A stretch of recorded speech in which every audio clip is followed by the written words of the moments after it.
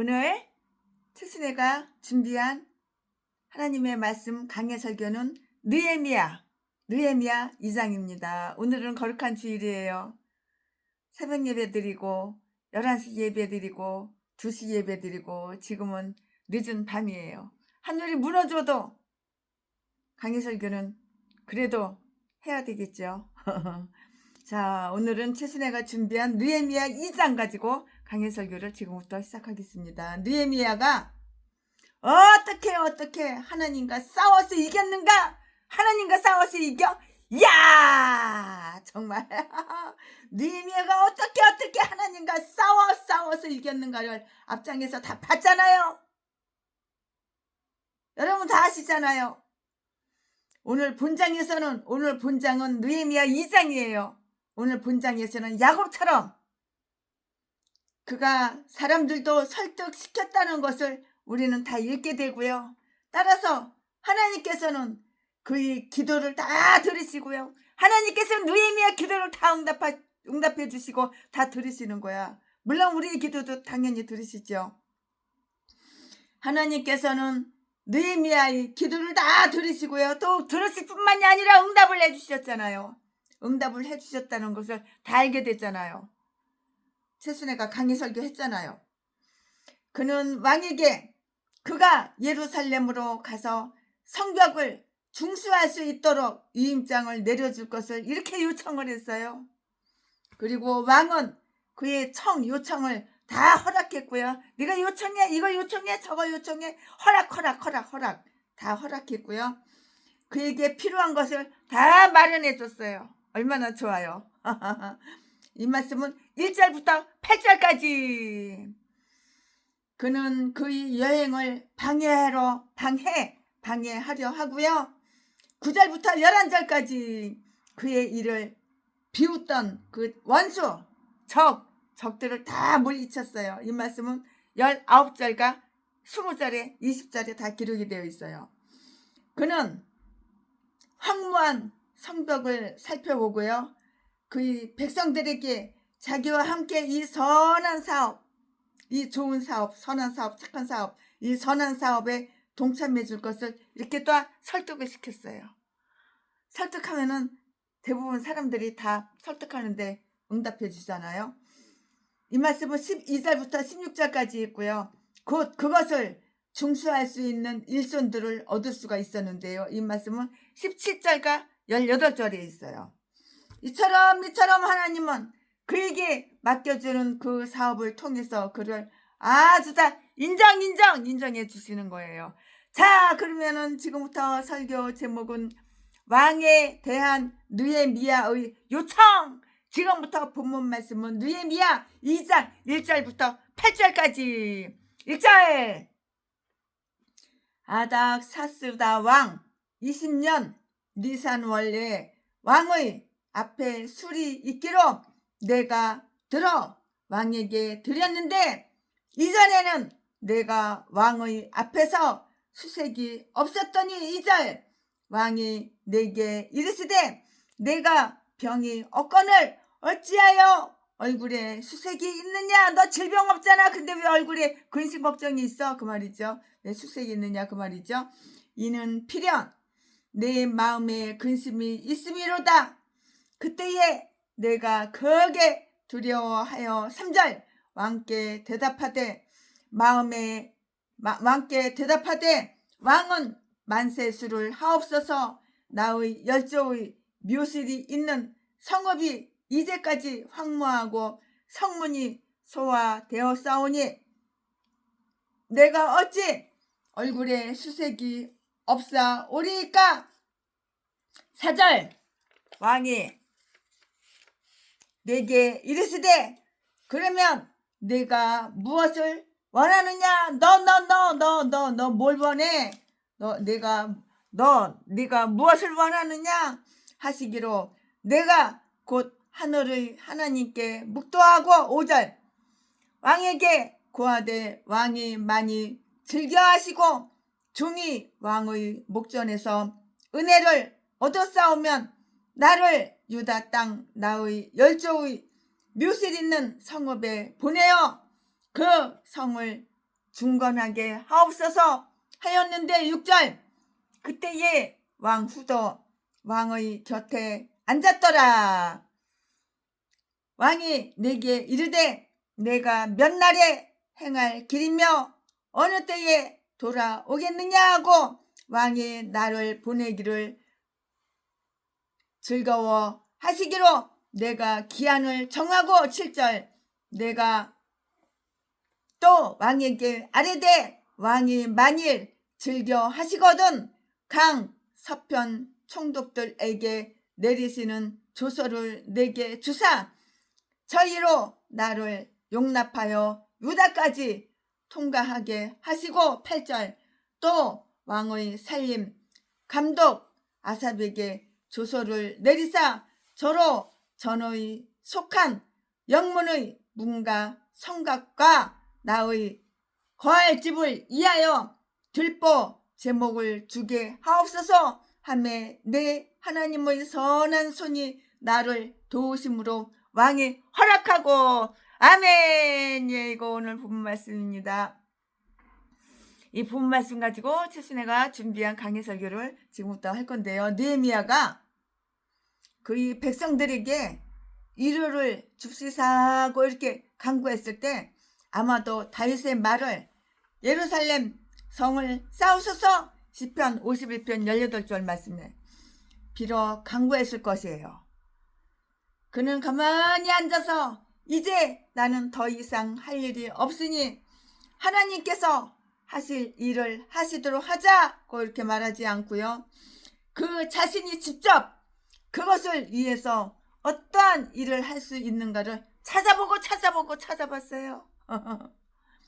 우리의 기도에는 우리의 아주 진지한 노력이 다 따라야 하고요. 그렇지 않으면 하나님을 조롱하는 것이 되고 마는 거예요. 하나님을 조롱하면 돼요, 안 돼요? 혼내려고 조롱해요, 하나님을? 기슬루월부터 니산월까지 11월부터 3월달까지 4달이 지난 후에야 느헤미야는 자기가 예루살렘으로 가는 것을 허락해달라고 왕에게 이렇게 요청할 수가 있었던 것이에요. 그것은 겨울이 여행하기에 적합하지 않은 때여서 여행할 수 있을 때까지 그런 제의를 하지 않은 때문이었거나 혹은 부름을 받지 아니하고서는 왕 앞에 나갈 수 없었기 때문이고요. 에스더 4장 11절 말씀에 그때를 기다리느라고 이렇게 시일이 오래 걸렸던 것이에요. 그때를 기다리느라고 이렇게 시일이 이렇게 오래 걸렸던 것이라고요.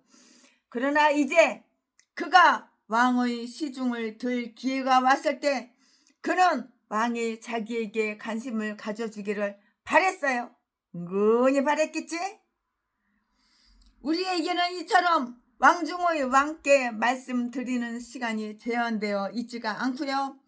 우리는 언제나 그에게 나갈 수 있는 자유를 가지고 있고요.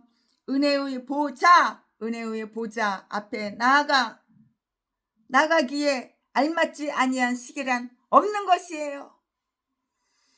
이제 느헤미야는 자기의 안색에 나타난 근심과 슬픔에 대해서 왕이 자기에게 물을 수 있는 기회를 다 마련한 것이에요.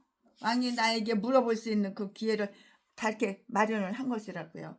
이처럼 높은 분에게 말하는 자는 당돌하게 자기의 문제를 꺼내지 말고 간접적인 직접적인 말고 간접적인 방법으로 이렇게 제시를 해야 하는 것이라고요. 느헤미야는 왕에게 감히 그의 문제를 말하기 전에 왕이 기분 좋은 상태에 있는가를 알아보는 거예요. 왕의 기분이 어떤가? 기분 좋을 때 말해야 되니까.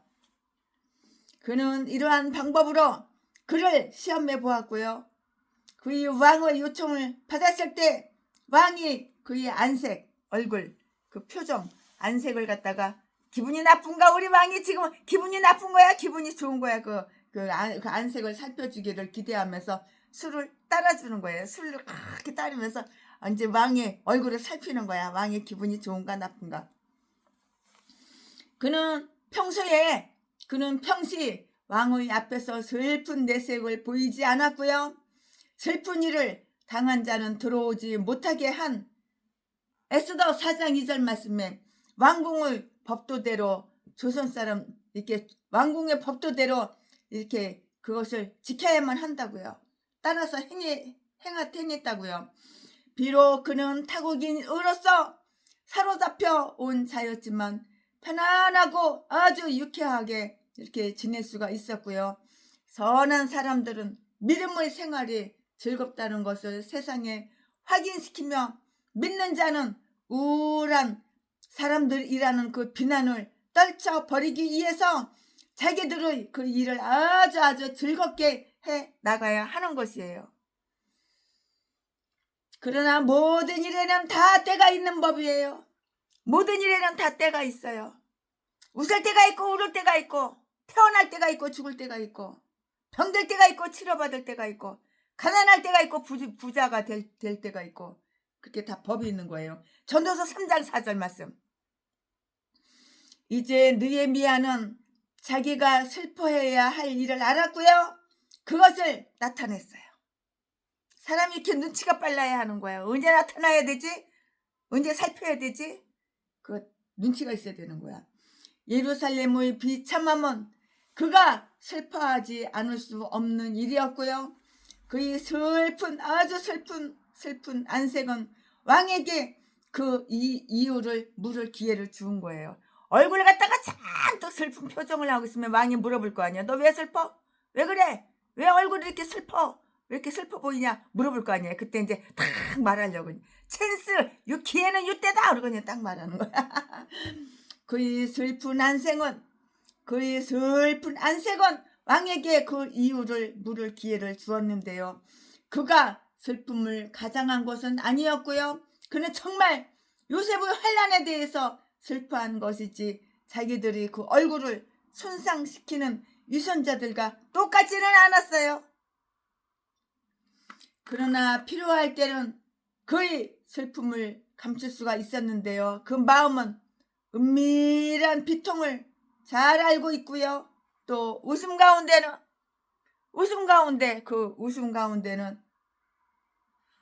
때로 슬픔도 있는 법인데요. 그러나 지금 그의 슬픔을 표시하는 것, 그 슬픔을 표하는 것은 그 목적에 도움이 될 수가 있었던 것이에요. 왜 슬퍼? 슬픈 이유가 뭐야? 어째서 슬퍼? 이렇게 도움이 될 수 있었던 것이라고요. 그러나 필요할 때는 또 아마도 비록 그는 왕 앞에서 술을 마실 기회가 있었고요. 또 아마도 술 간원이라는 그 직책에 의해서 그가 왕에게 술을 주기 전에 마실 수도 있었지만 하나님의 이스라엘의 환난 속에 있는 한 그의 마음이 아주 즐거울 수가 없었어요. 왕은 느헤미야의 슬픔을 아주 천천히 친절하게 이렇게 살피면서 그 연유를 물었어요. 너 왜 슬프니? 어째서 슬프니? 슬픈 이유가 뭐니? 이렇게 물어봤겠죠? 2절 말씀에 내가 병이 없거든. 너 병 없잖아. 너 죽을 병 안 걸렸잖아. 근데 왜 슬퍼? 이 말이겠죠? 내가 병이 없거늘 어찌하여 얼굴에 수색이 있느냐? 다음과 같은 사실을 한번 기억해 보자고요. 질병이 없으면 마음이 기뻐야 되는데 너 왜 이렇게 마음이 슬프냐? 이 말이에요. 병도 없으면서 왜 이렇게 마음이 슬프냐? 그 말이죠. 우리는 그리스도의 사랑의 원리에 입각하여 다른 사람의 심지어 우리 손 아래 사람의 슬픔과 애통에 대해서 살피고 그것이 우리와 무슨 상관이 있는가 하고 말하지 말고 그들에게 관심을 기울여야 하고요. 주인은 종들의 슬픔을 경멸하지 말고요. 그들을 즐겨 위로해야 하고요. 위대하신 하나님은 그의 백성들이 낙담과 불안에 빠져 있는 것을 기뻐하시지 않으시며 그들이 기쁨으로 하나님을 섬기고 아주 즐겁게 그들이 빵을 먹기를 이렇게 원하시는 거예요. 즐거움의 빵. 눈물겨운 빵 말고 즐거움의 빵.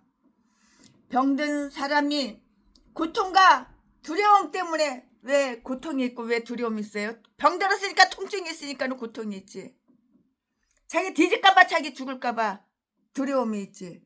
병든 사람이 고통과 두려움 때문에 얼굴에 슬픈 안색을 하고 있다면 별로 이상할 게 없는데, 이 병은 매우 매우 쾌활하고 유쾌한 자들을 우울하게 이렇게 만들 것이고요. 그러나 선한 자는, 착한 사람은 병중에라도 만일 그의 죄가 용서하여졌다는 것을 안다면 즐거운 기분이 될 수 있을 것이 분명해요. 죄를 용서받았다 그 말은 네 병이 치료됐다 그 말이야. 병에 걸렸다 그 말은 네 죄가 많다 그 말이야. 회개할 게 많다 그 말이야.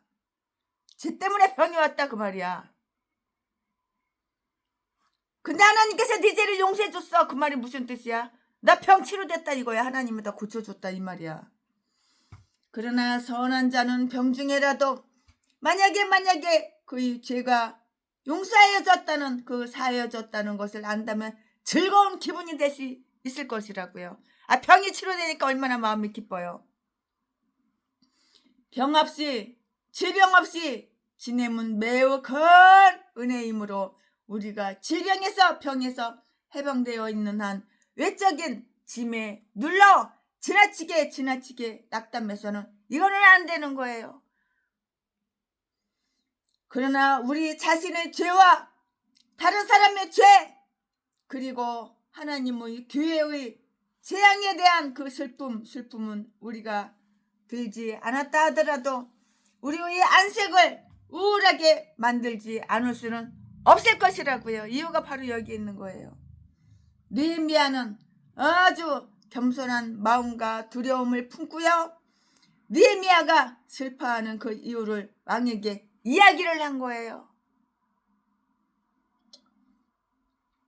느헤미야 이야기를 다 했다고요. 두려움을 품었어요. 느헤미야는 자기가 크게 두려워했다는 것을, 비록 다음 이야기에서 그가 용감한 자로 나타나긴 하지만 여기에서는 인정을 하고 있잖아요. 그가 두려움을 품었던 것은 왕의 노함이나 동방의 왕들은 사람을 살리고 죽일 수 있는 절대적인 권력, 절대적인 그 권력을 지니고 있었기 때문이에요. 다니엘서 2장 12절 말씀, 다니엘서 13장 5장 19절, 혹은 말을 실수하여서 그의 요청을 그르칠 것을 염려한 때문이었고요. 느헤미야는 지혜로운 자이긴 했지만 아주 겸손한 말을 하지 않도록 스스로 자기 스스로 이렇게 조심했고요. 우리도 이처럼 행해야 할 것이고요. 훌륭한 확신은 반드시 훌륭한 성과를 이루나 자기를 겸손하게 하는 것은 결코 이거 수치스러운 일이 아닌 것이에요. 겸손한 마음을 품었어요. 그는 누구도 비난함이 없이 존경과 경외와 선한 의지를 지니고요. 그 왕을 자기의 주인으로 이렇게 대우를 하면서 왕은 만세수 하옵소서, 왕은 만세수 하옵소서, 왕은 지혜롭고 선하시며 이 세상에서 다스리기에 합당한 분입니다 하고 이렇게 말을 했는데요. 또한 그는 아주 정중하게 이렇게 물어봤어요. 나의 열조의 묘실이 있는 성읍이, 왕은 그가 뜻하는 성읍이 무엇인가를 알고 있었고요. 황무한 이때에 비록 나 자신은 편하게 잘 지내지만 어찌 내 얼굴에 수색이 없사오리까 이렇게 했고요. 많은 사람들이 우울하고 슬퍼하고 마음이 우울하고 이렇게 슬퍼하나 그들은 자기들이 그렇게 되어야 하는 그 이유를 알지 못하고 있으므로 그 이유를 말할 수는 없었다고요. 이러한 자들은 자신들을 꾸짖어야 하고요. 부당하고 무모한 그들이 슬픔과 두려움에서 벗어나야 하고요. 그러나 느헤미야는 그가 왜 수색을 띠고 있는가를 왕에게 호소할 수 있는 훌륭한 이유를 다 알고 있었고 그 훌륭한 이유를 다 가지고 있었어요. 누가? 느헤미야가. 그럼 다음 내용을 한번 주목할까요? 다음 내용. 그는 예루살렘을 자기 열조의 묘실이 있는 곳, 즉 자기 조상이 장사된 곳이고요. 이렇게 자기 장사된 곳이라고요. 우리가 때로 우리 조상의 묘소를 생각하는 것은 좋은 일이에요.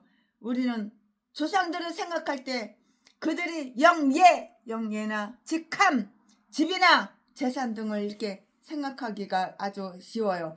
그러나 우리는 또한 그들이 묘소를 산소 죽어서 묻어 땅속에 파묻은 그 묘소를 생각하고 우리보다 먼저 이 세상에 있던 사람은 우리보다 앞서 이 세상을 떠난다는 사실을 염두에 두자고요. 그들의 유품은 우리에게 추억을 남기는데요. 우리도 우리 조상들이 남긴 유품에 대해서는 큰 존경심을 지니고 있으며 그것이 손상되는 것을 매우 언짢게 이렇게 매우 언짢게 여긴다고요. 매우 이렇게 언짢게 여길 수밖에 없지요. 모든 나라 사람들은 심지어 죽은 육신의 부활을 기대하지 않는 사람들까지도 조상의 묘실을 어느 정도 아주 성스럽게 여기며 그것을 더럽히지 않으려고 하는 그런 게 있어요. 그는 자기의 슬픔에 대한 이유를 변명했어요. 내가 슬퍼하는 것은 당연해요. 왕이요. 내가 슬퍼하는 것은 당연하다고요. 내가 슬퍼하는 것은 당연합니다. 어찌 내가 슬퍼하지 않을 수 있겠습니까? 아무리 경건하고 축복을 누리는 사람들이라도 슬픔을 당하게 되고 또 그 슬픔을 표시해야 할 때가 있는데요. 아무리 훌륭한 사람들이라도 모든 슬픈 생각들을 내쫓아버리면 천국을 앞당길 수 있다고 이렇게 생각해서는 안 되는 거예요. 우리가 통과하는 곳은 뭐야? 눈물의 계곡이야. 눈물의 계곡. 우리가 통과하는 곳은 눈물의 계곡이며 우리는 환경에 그냥 복종할 수밖에 없어요. 환경에 이르면은 이렇게 복종하고 저러면은 저렇게 복종하고 행복한 환경이 오면 거기에 복종해서 나도 행복하고 슬픈 환경이 오면 거기에 복종해서 슬퍼하고 그는 예루살렘의 파멸이 자기가 슬퍼하는 진정한 이유라고 했고요.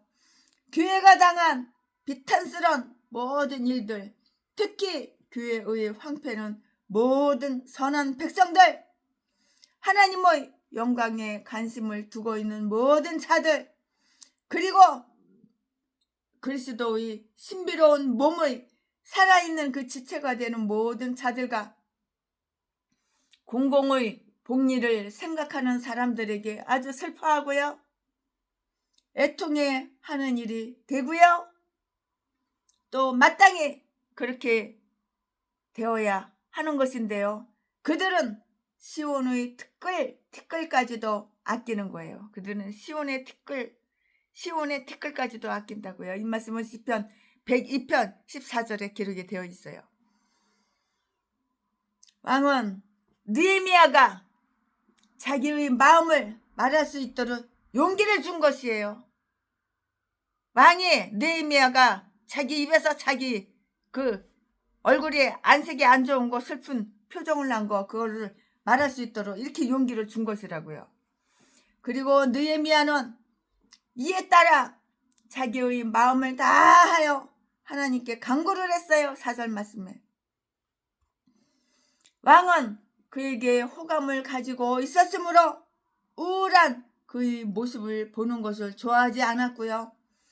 또한 그는 유대인의 믿음에 대해서도 호의를 지니고 있었는데요. 왕은 이전에 성직자였던 그 이스라엘을 임명할 때에도 그러한 믿음을 발견했고요. 이제 또 정치가인 느헤미야에게 권력을 위임하면서도 믿음을 발견했어요. 이렇게 그러므로 왕은 자기가 어떻게 예루살렘을 도울 수 있는가 하는 방법만을 알기 원하여서 그 수심에 잠겨있는 친구에게 이렇게 물었어요.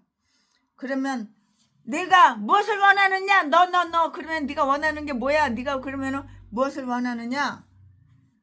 너가 하고자 하는 일이 있을 거 아니야? 네가 하고자 하는 일이 있을 것이니 그것이 뭐야 말해. 그것이 무엇이냐? 느헤미야는 말하기를 두려워했어요. 그런데 왕한테 말을 함부로 할 수는 없잖아요. 곱씹어보고 생각해보고 그리고 말을 해야 되잖아요. 2절 말씀에 왕의 이러한 물음의 용기를 얻어가지고요. 예수 그리스도께서 우리를 부르시어 기도하게 하시고 우리를 축복해 주시겠다고 하신 그 약속이 있는데요. 그 약속은 우리를 하여금 이보다 더욱 담대히 은총의 보좌로 나갈 수 있는 용기를 준다고요. 느헤미야는 즉시 하늘의 하나님께 기도를 한 거예요. 느헤미야가 하늘의 하나님께 즉시 기도를 한 거예요. 그는 왕에게 자기의 요구에 응하여 들어주도록 잘 말할 수 있는 지혜를 하나님께 이렇게 간구한 거예요. 한 거예요.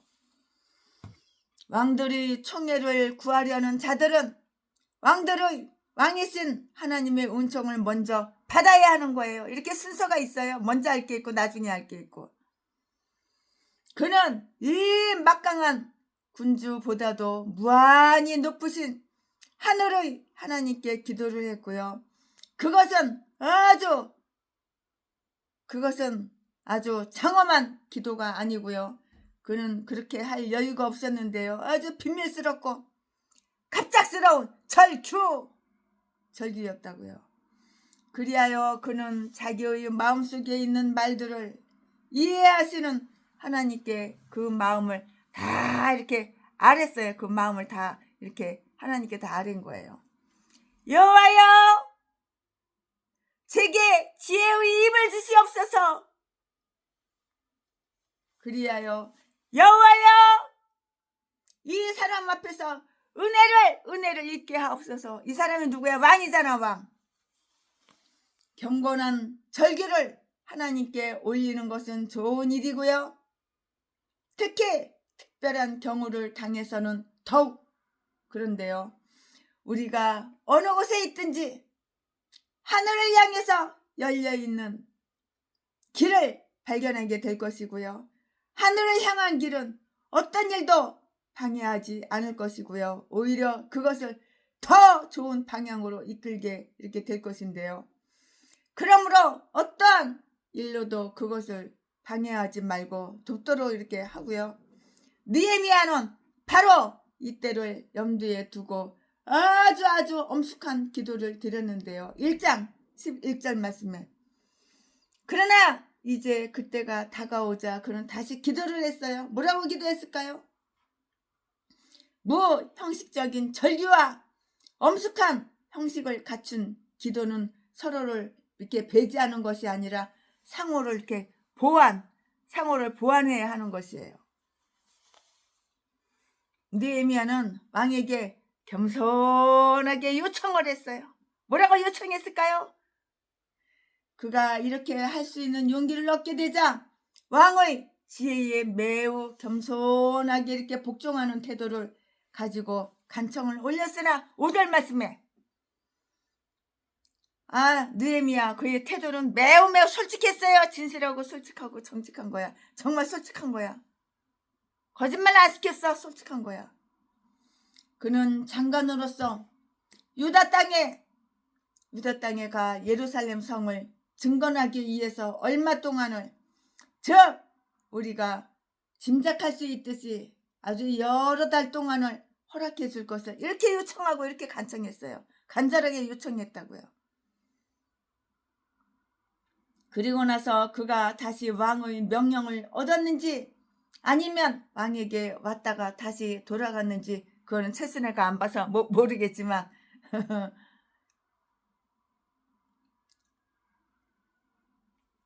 그는 최소한 그곳에서 12년 이상을 다스렸는데요. 5장 14절 말씀에 또한 느헤미야는 다른 총독들에게 왕이 명령을 내려서 자기를 호위하게 해줄 것 7절 말씀과 그들이 영토를 통과하도록 이렇게 허락해 줄 것을 요청했다고요. 그뿐만이 아니에요. 그가 의도한 일을 이에 레바논 삼림 감독으로 하여금 그에게 제목을 주도록 이렇게 명령을 내려서 달라고 이렇게 요청을 한 것이에요. 왕은 그에게 큰 은혜를 베풀며 어느 때에 돌아오겠느냐? 너가 어느 때에 돌아오겠어? 내가 어느 때에 돌아오겠느냐? 하고 이렇게 물어봤어요. 왕의 느헤미야한테 물어본 거예요. 이 말씀은 어디에 있어? 6절의 기록에 다 되어 있어요. 왕은 느헤미야를 잃어버리고 싶지가 않았어요. 그 속마음이. 왕은 느헤미야를 잃고 싶지 않았고요. 오랫동안 그가 없이 지내고 싶지 않다는 심정을 시사했지만 역시 왕은 승낙했고요. 그리고 그 백성들에게도 실질적인 그 친절을 다 베풀었어요.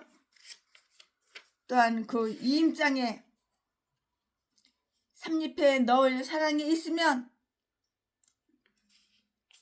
이임장에 삼립에 넣을 사항이 있으면 말하라고 했어요. 8절 말씀에. 이것은 그의 기도에 대한 즉각적인 응답이었고요. 야곱의 씨앗이 야곱의 하나님을 구하는 일은 결코 헛되지 않았기 때문이고요. 그는 그의 청원이 성공한 이야기에서 다음과 같은 사실을 주시하고 있어요. 그러면 그 다음과 같은 사실을 주시하는 것이 무엇이냐? 최순행을 설명을 해드릴 건데요. 왕 후도 그 자리에 바로 있었어요. 왕후가 왕 곁에 앉는 것은 바사 궁에서는 통상적인 일이 아니라고 하는데요. 에스더 1장 11절 말씀에 그 왕후가 느헤미야의 적이어서 방해하였기 때문에 그녀의 반대에도 무릅쓰고 느헤미야가 성공할 수 있었다는 것은 하나님의 전능하신 섭리를 찬미하기 위해서 이 사실을 언급해 놓은 것인지 아니면 그녀가 그의 진실한 친구였기 때문에 그녀가 그 자리에 참석함으로써 돕게 된 것에 대해서 하나님의 은혜로운 섭리를 참리해 놓은 것인지 그것은 최순애가 확실하다 확실하지 않다 이렇게 말할 수는 없지만 하나님의 권능과 은혜를 이렇게 베푸셨다고요. 어쩌다고? 하나님은 권능과 은혜를 베푸셨다고. 누구한테? 느헤미야한테.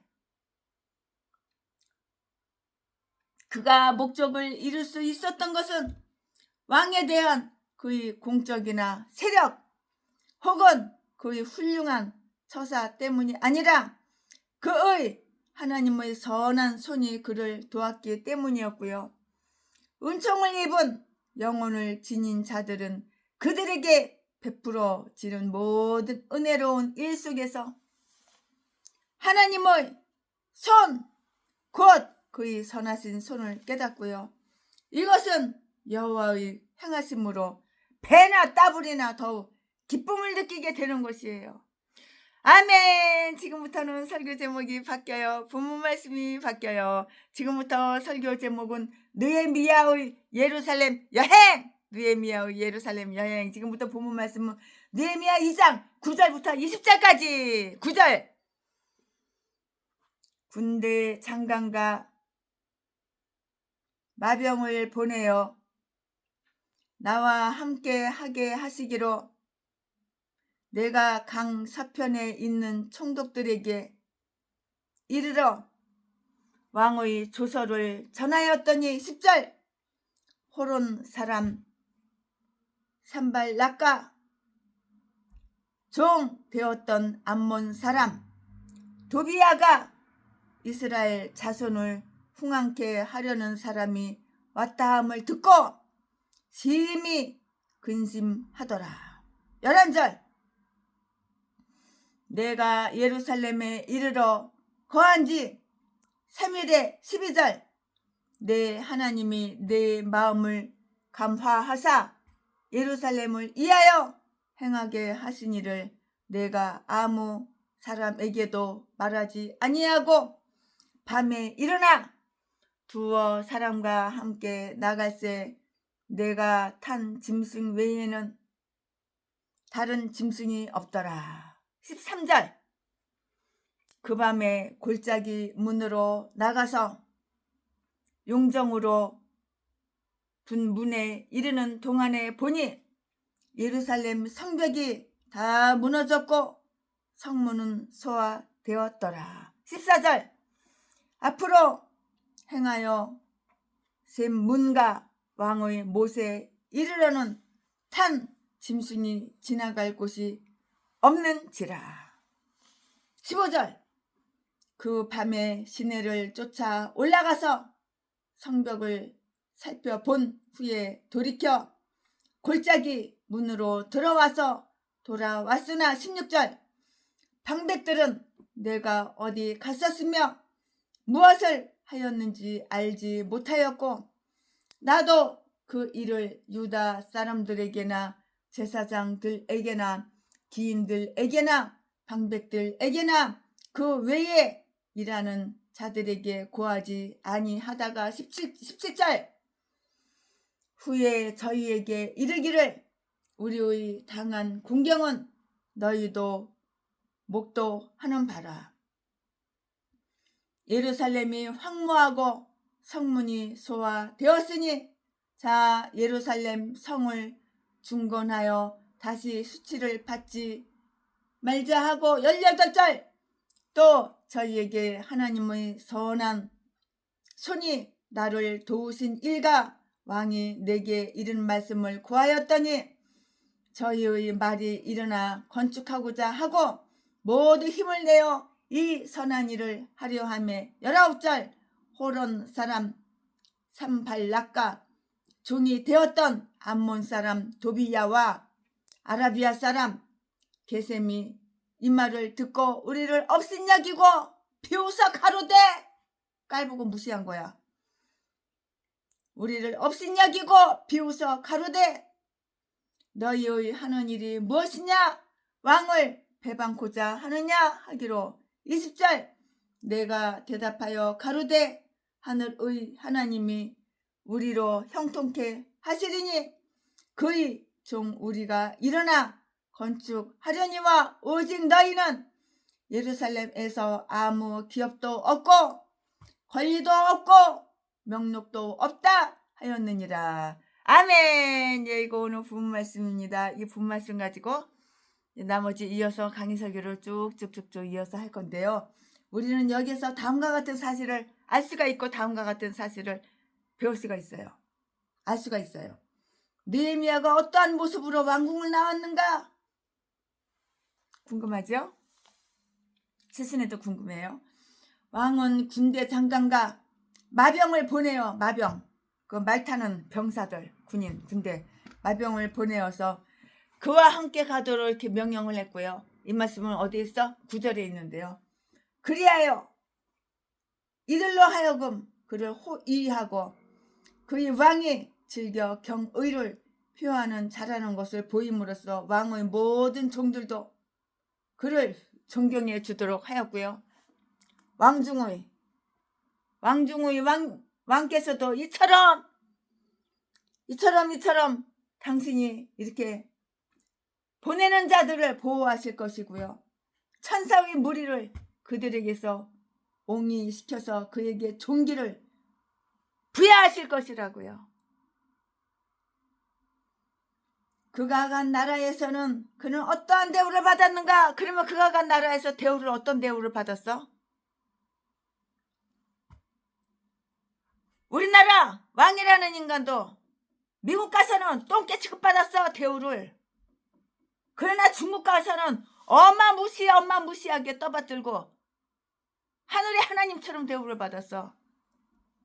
시진핑보다도 더 아주 그냥. 그러니까 그것만 해도 공산당 빨갱이 새끼라는 거 증명이 돼. 간첩 새끼라는 거 증명이 되는 거야. 그가 간 나라에서 그는 어떠한 대우를 받았는가? 어떠한 대우를 받았을까요? 예루살렘에 있는 유대인과 그들의 친구들의 태도를 한번 볼까요?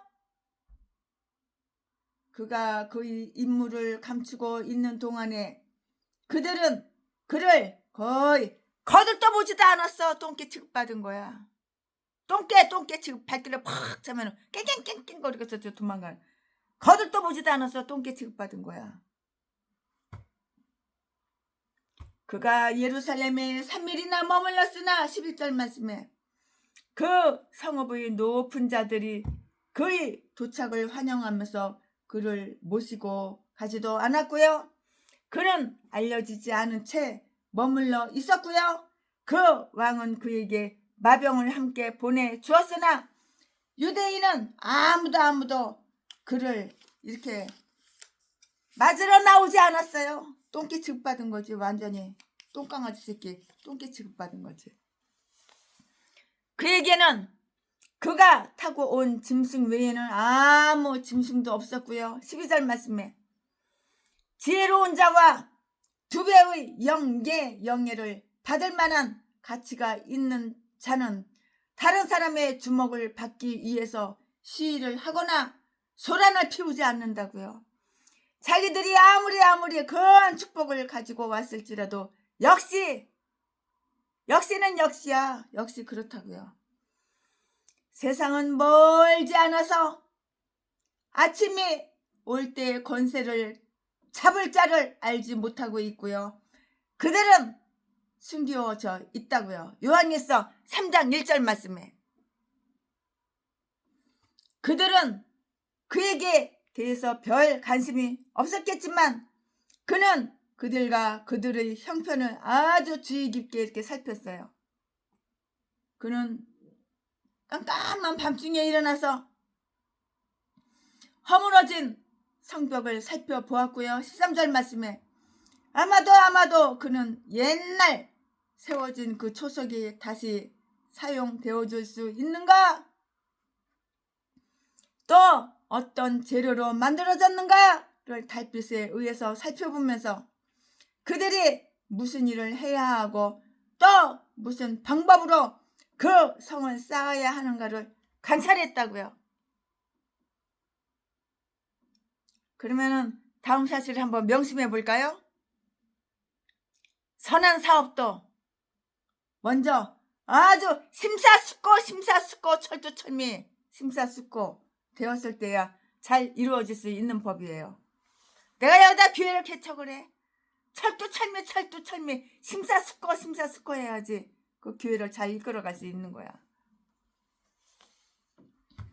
공무에 종사하고 있는 자들은 될 수 있는 한 그들 자신의 눈으로 직접 살피고 관찰하고 다른 사람들이 보거나 소문만 믿고 덜렁덜렁 대충 그 땅아 인생 망치는 거야.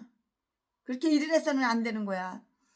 그러나 아무런 소란도 피우지 말고 될 수 있는 한 이렇게 될 수 있는 한 이렇게 다른 사람의 눈에 띄지 않게 직접 관찰하는 것이 지혜로운 처사라고요. 교회의 벽을 중건하려는 자는 먼저 허물어진 벽부터 이렇게 살펴보아야 하고요. 복구시키는 방법을 알고자 하는 자는 잘못된 것이 무엇인가? 뭐가 잘못됐어? 어떠한 개혁이 필요한가? 그리고 어떠한 도움을 줄 수 있는가? 그걸 먼저 물어봐야 되는 거예요.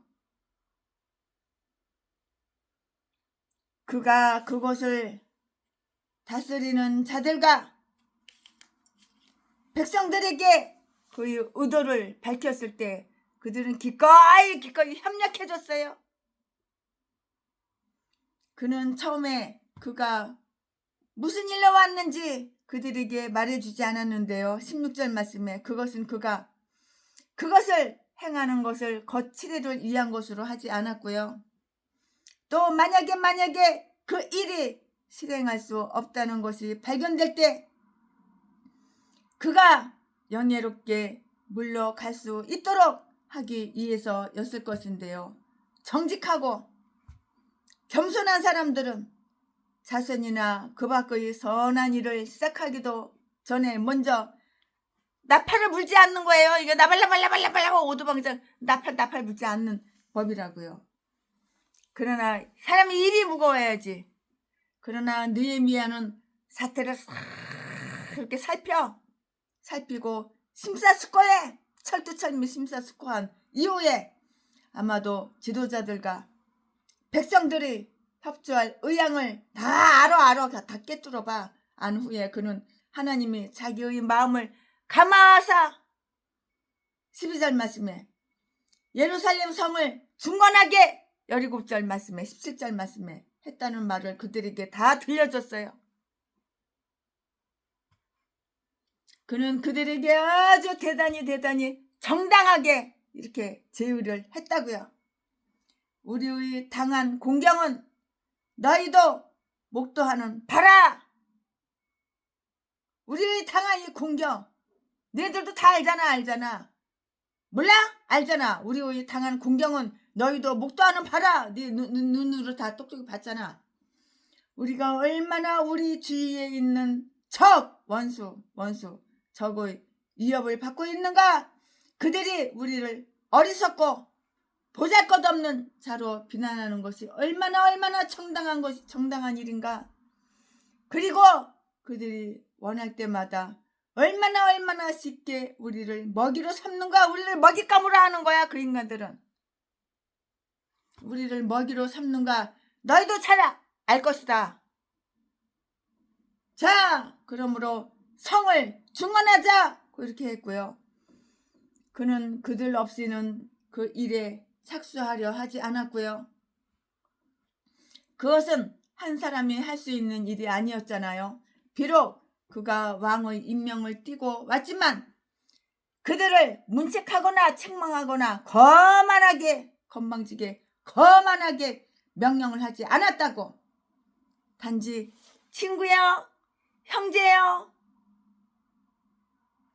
친구요, 형제로서 권면하여 이 일을 함께 하자고 이렇게 종용한 거예요. 그는 그들을 격려하기 위해서 다음과 같은 의도를 이렇게 말을 했는데요. 첫째로 그는 그것의 발단이 특별한 하나님의 은총에 의한 것이라는 사실을 다 이렇게 알렸고요. 그는 그것이 자기 자신의 선한 생각에서 나온 것이라고 이렇게 말함으로써 자기가 칭찬받으려 하지 않고 하나님이 그의 마음을 감화하셨다는 그 사실을 시인했다고요. 그리하여 그는 그들이 모두 이 일에 협력해야 한다는 것을 깨달았어요. 하나님의 일은 무엇이든지 장려되어야 하는데요. 그 일이 잘 되리라는 희망을 가지게 했고요. 왜냐하면 하나님께서 사람들에게 맡기신 일을 하나님께서 도우심으로써 그 맡은 자들을 인정해 주실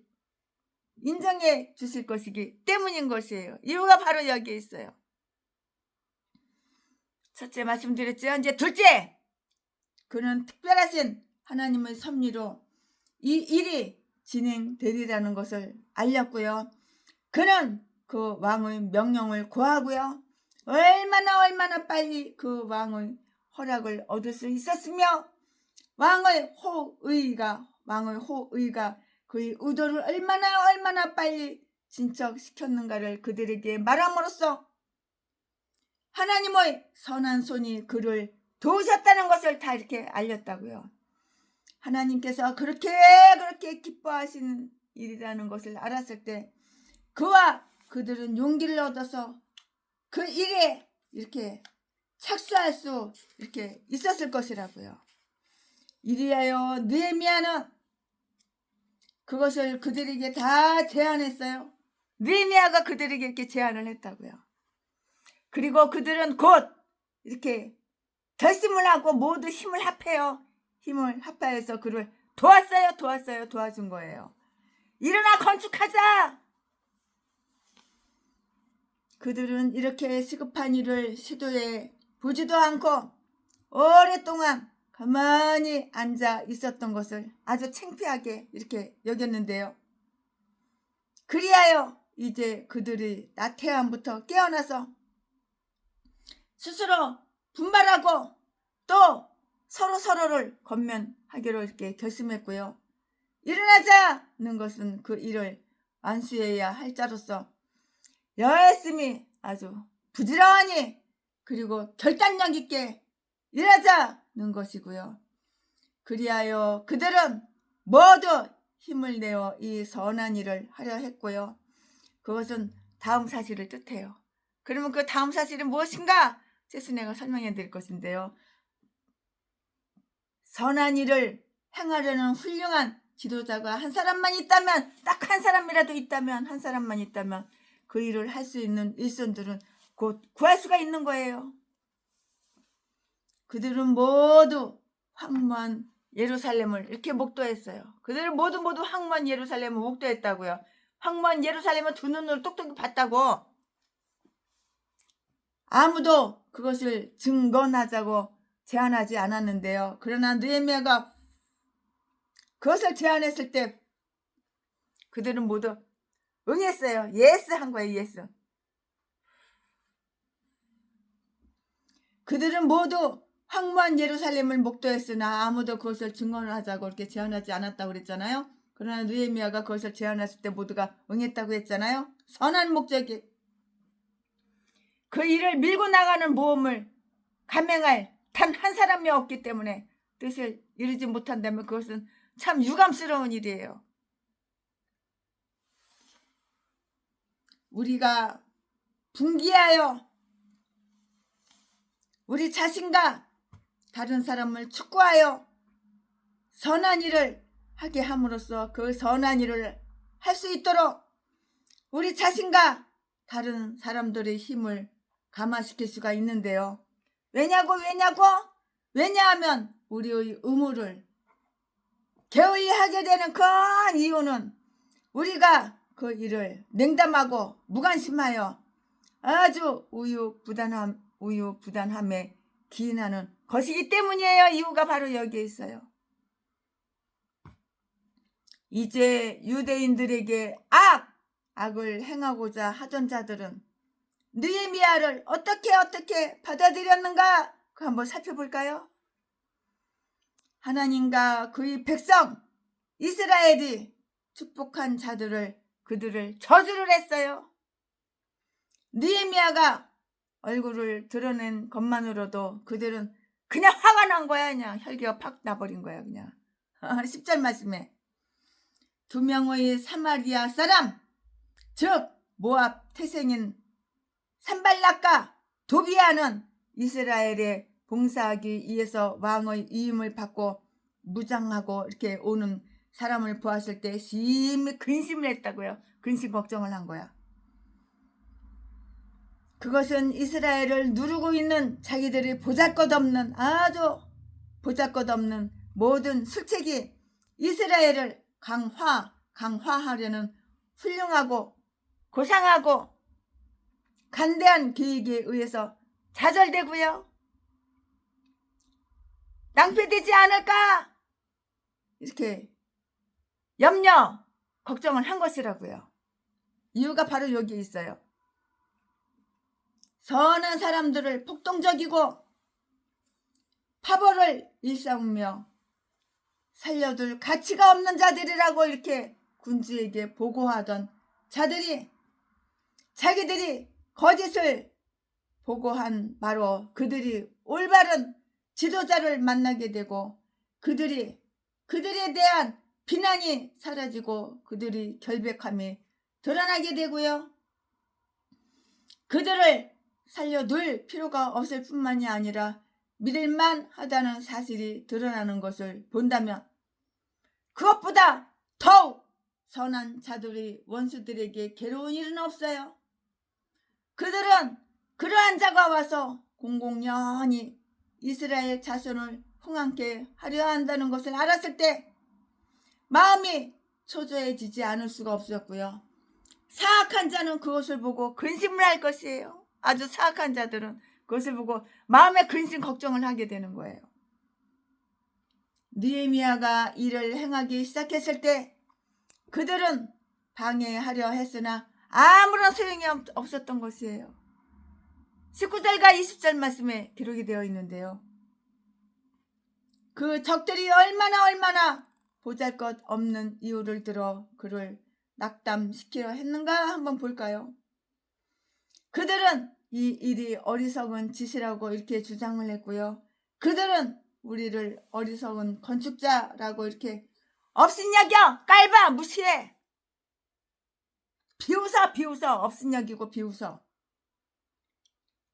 업신여기고 비웃으면서 시작한 일을 완성하지 못할 자라고 이렇게 막 오두방정 다 떨어. 너 일을 시작했지? 하지만 완성은 못할 거야. 저 인간 봐라. 네가 저 일을 시작했지? 그러나 너는 완성을 못할 거야. 이렇게 업신여기고 비웃으면서 시작한 일을 완성하지 못할 자라고 이렇게 말했다고요. 얼마나 조롱하는 거야. 이거 희롱하고 조롱하는 거야. 무시하는 거야. 사람을 똥개 취급하는 거야. 그들은 또한 그 일이 사악한 것으로서 반역에 지나지 않는다고 이렇게 주장을 했고요. 왕을 배반코자 하느냐? 이 말은 예전부터 나무의 비유를 거스리는 책망으로 사용되고 있었으므로 비록 왕의 명령을 얻고 왕의 보호 아래 이 일을 하는 자들에게도 반역자라고 이렇게 부르고 있었어요. 반역자라고 부르고 있었다고. 또한 유대인들은 얼마나 선한 이유를 들어 이 좌절의 계획을 무시해 버렸는가 한번 보자고요. 그들은 그들 자신이 오직 참되시며 살아계신 하나님 곧 하늘의 하나님의 종이며 그들이 지금 행하는 것은 바로 그 하나님을 위한 일이므로 비록 열방이 분노하더라도 시편 2편 1절 말씀에 하나님께서 그들을 보호하시고 축복하시리라는 생각으로 그들 자신을 지지했어. 그들은 또한 이 적들이 이처럼 자기들에게 악한 뜻을 품고 있는 그 이유는 적들은 예루살렘에 대해 아무런 이권을 가지고 있지 않으므로 예루살렘을 소유하고 있는 그들을 시기하는 때문이라고 이렇게 생각을 했던 거예요. 이렇게 생각을 했던 것이에요. 이와 같이 교회의 친구들은 교회의 적들이 무기력한 위협을 쉽게 묵살할 수 있을 것이라고요. 아멘. 최순애가 오늘 느헤미야 2장 강의 설교 준비한 것은 여기까지가 끝입니다. 자, 오늘도 예수님이 말씀하시니 물이 변하여 포도주가 되어봅시다. 내가 물이야? 그럼 포도주로 되어보자고. 예수님이 말씀하시니 물이 변하여 포도주 됐네. 예수님이 말씀하시니 물이 변하여 포도주 됐네. 예수님 나에게도 말씀하셔서 새롭게 변화시켜 주소서. 아멘. 예수님이 말씀하시니 거친 바다가 잔잔해졌네. 예수님이 말씀하시니 거친 바다가 잔잔해졌네. 예수님 나에게도 말씀하셔서 새롭게 변화시켜 주소서. 아멘. 새롭게 변화시켜 주세요. 아멘. 새롭게 변화시켜 주세요. 아멘. 최순애가 오늘 강해 설교 느헤미야 2장 준비한 것은 여기까지가 끝입니다. 사랑합니다.